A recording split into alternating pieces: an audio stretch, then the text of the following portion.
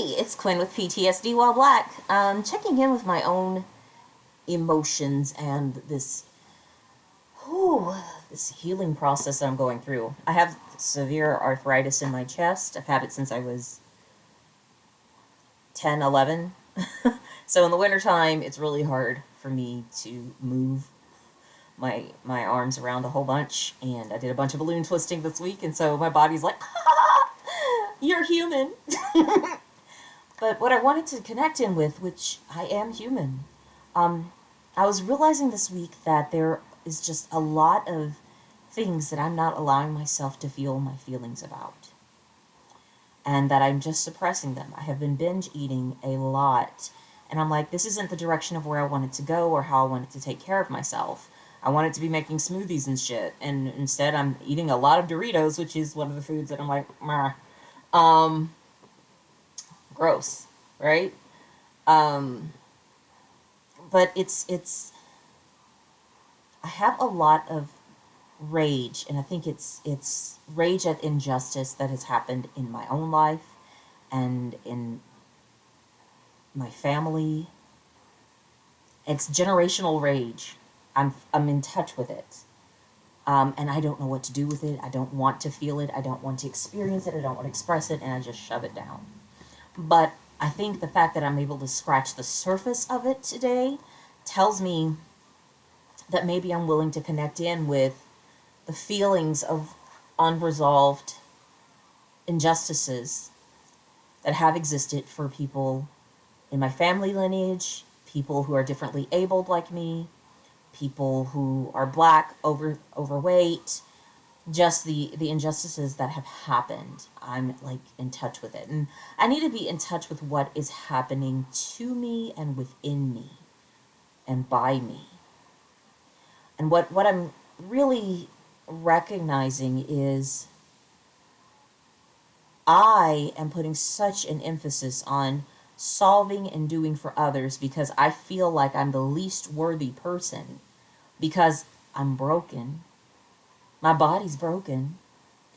So I have to prove my worth and spend all of my energy and time proving my worth to other people versus acknowledging, hey, what still works with this body, okay? What's still working, girl? And so that's just reminding me that I create my own suffering when I choose to believe that I am not enough. And really, it's because I was once privileged. I once had able body privilege that I could do many things. I could dance, I could carry stuff, I could lift, still couldn't do push-ups because of my chest, but I could move with ease. And now I have limitation. Now I have restriction.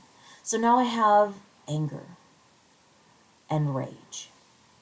Rage also at being seen as less worthy, not only by myself, but by employers, by other women of color, by doctors. Doctors don't see me as a person worthy of healing. I'm just the next case. And so I have chosen to believe that I'm not worthy because all of these people don't see my worth. And I think that's the rage. That's the rage that I'm in touch with is, Quinn, how fucking dare you? How dare you? How dare you treat yourself like this? And yeah, and so then there's also the rage of being harassed on top of dealing with being differently abled, being harassed because they know that a person with a brain injury may react out of pocket. That's the choice of why people were harassing me.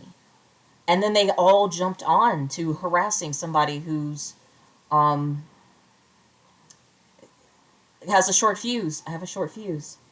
And I think that's what's going on in me this month is the rage that I have not exploded. I have not, I haven't treated people the way they treated me fully. I haven't given them the same treatment that they gave me. I have not created balance. And isn't that interesting? Today is 12/12, which is also a day of balance, an even-sided number. I haven't balanced the scale. I'm holding in the rage. I haven't returned to those who hurt me the hurt that they gave. And if they think they're hurting now, so I'm looking at this energetically, and I think that it was something that I was listening to is that emotions that we don't address show up within our bodies. And I think that's very true for me because I'm more auditory than I am kinesthetic. And it's the only way that my body can speak to me about how I really am feeling.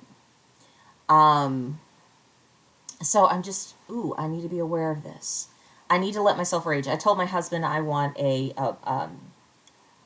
punching bag, a speed bag, so that I could get the stuff out of me. And it was so funny because when we first got together, and then also got the rage of being with my husband. Let me tell you that too. Okay. Got the rage of being with my husband. Because when we first got together and I told him that I needed to have an outlet, like a punching bag or something like that, 12 years ago, he's like, no, that'll make you violent. That'll make you abusive. And I was like, okay, I will not do this for your comfort. I will not get one for your comfort. Now I freaking need one. And he's like, that's a great idea. But I realized too that I was holding in, at that time, the emotions of dealing with a job that I was working with a racist boss. I needed an outlet. And I'm like, now I know I need an outlet. And if I am not creating, if I am not singing, if I'm not writing stories, if I'm not writing speeches or doing animation, balloons, if I'm not doing these things, I don't really have an outlet. And I'm just very much so aware of the buildup within me. So if you want to be a creative person, touch your rage. Feel it. We can balance our rage with our creativity. That's why I'm so fucking creative, okay, guys? If you really want to know the secret to the sauce, get in touch with your rage. Get in touch with your anger. See it for what it is. Yep, I acknowledge you. And I haven't even begun to acknowledge my rage, but I wanted to keep this video short. And I think I maybe will make a second video of acknowledging the rage. But I'm just recognizing that the rage is the root of my creativity. And that's why Black people are so creative, because we've had centuries of being silenced and oppressed and hiding our truth.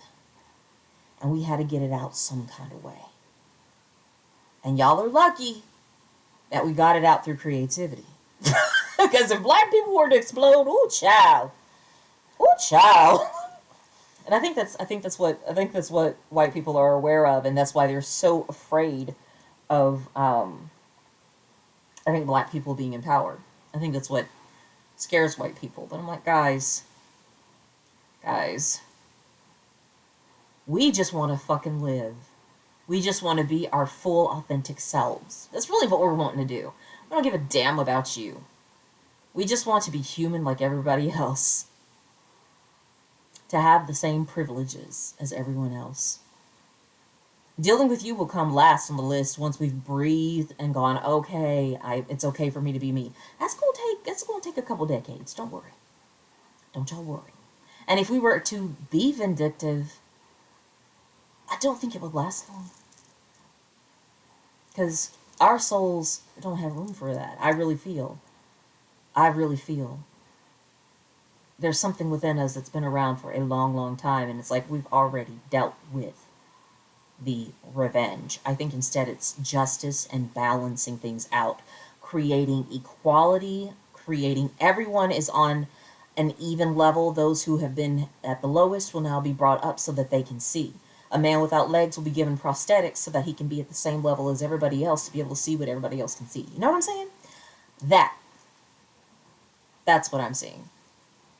And that's what I see for the future of our country. Ooh, oh, God damn it, I'm going into a speech. But that's what I see for the future of our country.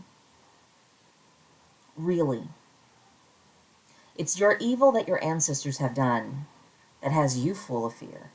And I bet you that's what the white rage is the shame and the anger of what their ancestors have done. And I think we all need to get in touch with that. Get acquainted with it. Say, ooh, I see you and I see how you formed who I am and where I came from.